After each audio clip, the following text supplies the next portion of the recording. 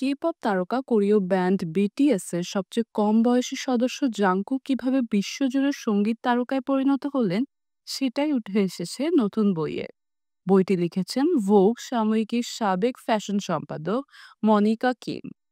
The meaning of Jungkook, the triumph of BTS and the making of a global popstar বইয়ে তিনি জানিয়েছেন গায়ককে নিয়ে নানা অজানা কথা।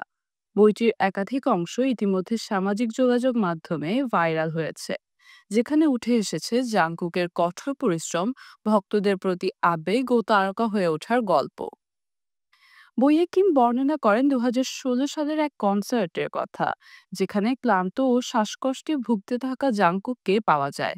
তবে শরীর সায় না দিলেও মঞ্চ ছাড়তে রাজি হননি জাংকুক। মনিকাকে তিনি বলেছেন, আমি ভালো অবস্থায় ছিলাম না, সেটা শরীর বুঝিয়ে দিচ্ছিল। তবু আমি এটা ভেবে পারফর্ম করে গিয়েছি যে এই ভক্তদের সঙ্গে অনেক দিন দেখা হবে না।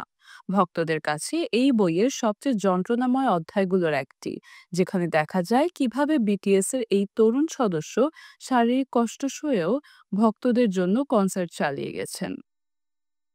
বইটিতে মনিকা কিম আরও উল্লেখ করেন কিভাবে ক্যালভিন ক্লেইন জাংকুককে শুভেচ্ছা দূত হিসেবে পাওয়ার পরপরই বিক্রির রেকর্ড ভেঙে দেয়। অথচ এর আগেও অন্তত 3টি বড় ফ্যাশন হাউস জাংকুককে পাওয়ার জন্য মরিয়া ছিল, কিন্তু তিনিই তাদের ফিরিয়ে দেন।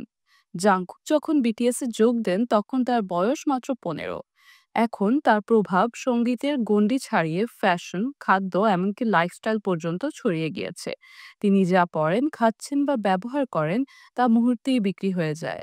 মনিকা কিম লিখেছেন, জাংকুকই সেই মানুষ যিনি আমাদের সত্যি অবাক করে দিয়েছেন।